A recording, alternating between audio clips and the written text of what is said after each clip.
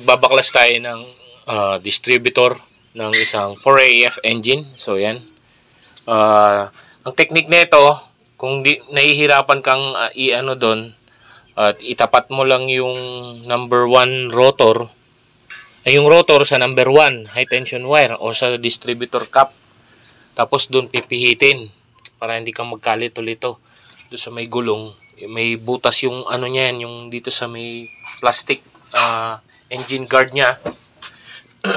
Tapos yan, may butas diyan sa may plastic engine guard, ayun, no. Nakikita niyo yan. Yun yung pagpipihitan mo nun. Tapos itutok mo siya sa piston number 1, yung rotor. Kasi mahirapan ka. Oh, tingnan nyo. Oh, masikip ang ano ng 4AF. Hindi katulad sa 2E. Ang maluwang lang sa kanya itong water pump. Ayan. So ayan. So babaklasin ko to. Lalagyan ko ng vacuum advancer. Kasi ito malamang to tatanggalin na to kasi may oil seal. Oil seal na to kasi paano ko nasabi, sa loob na lumalabas yung langis. Ayan, makikita nyo naman, oh. Hindi siya dito. Doon na galing. Sa loob. Ayan, dito. So ayan. Kabasyong, upon opening this cap, ayan. Nakita ko kagad may langis. Ayun. So andyan. So nakita nyo, natatakpan niya yung isang nalalangisan niya yung isang terminal. So yung pa naman ang sundan natin. 1, 3, 4, 2. 1, ito tandaan nyo, 1, 3, 4, 2. Pero tingnan nyo sa distributor cap nakalagay 4. Tapos nandun yung 1. Tapos ito naman ayan, oh, grabe langis.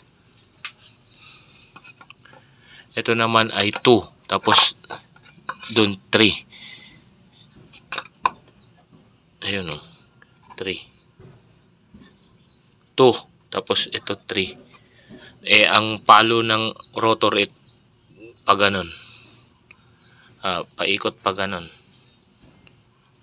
So una niya 1. Basta tandaan nyo lagi yung ignition timing. 1, 3, 4, 2. Tingnan yung cap, oh. Disregard nyo yung number na yon. Pagbaliktarin nyo lang yung 1 lagay mo sa 4. Yung 1 ay yung 4 naman lagay mo sa 1. Ayan, oh, tingnan yung high tension 1. So number 4 yun. Yan, Tapos tignan nyo nakalagay sa 1. Maraming nalilito dito.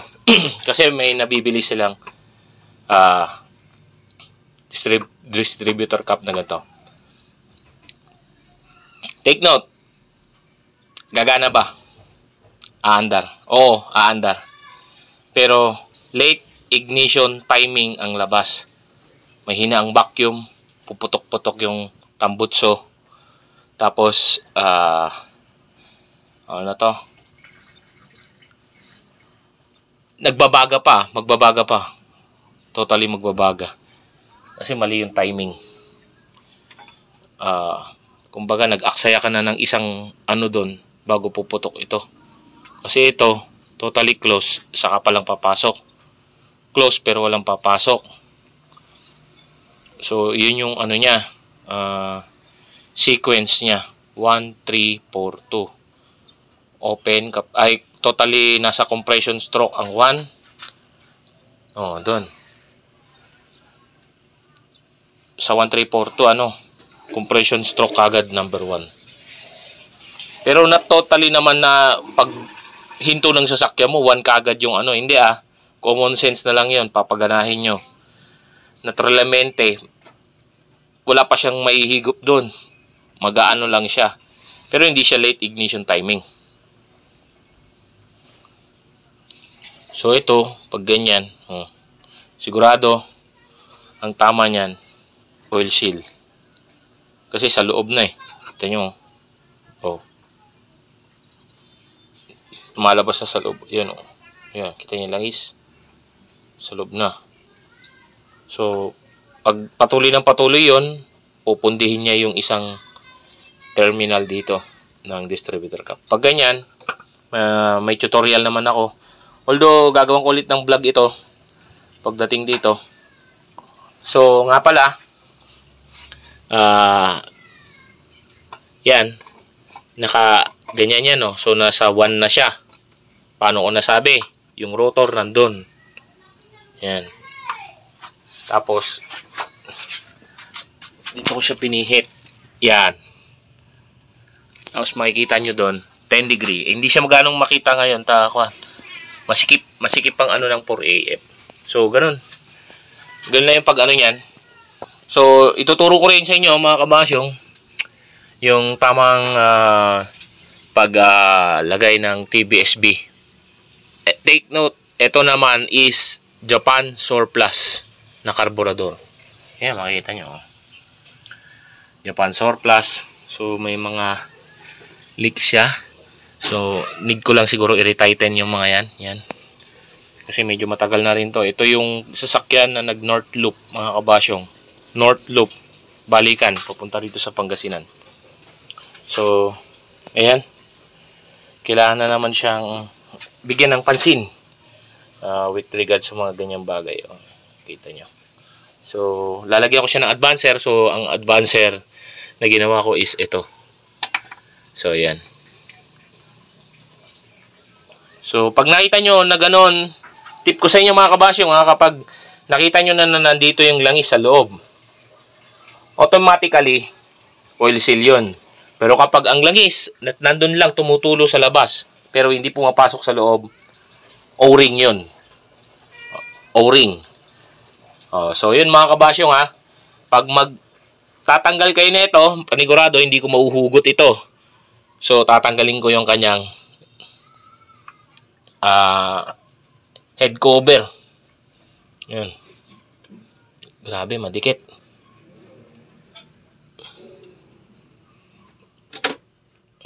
So, yan.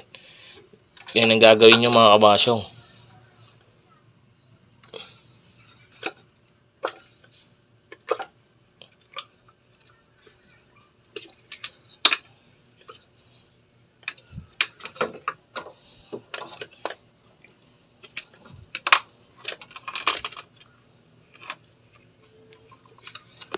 Grabe.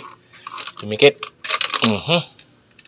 So, pag magbabaklas pala kayo nito, don't forget to remove the negative terminal. Okay?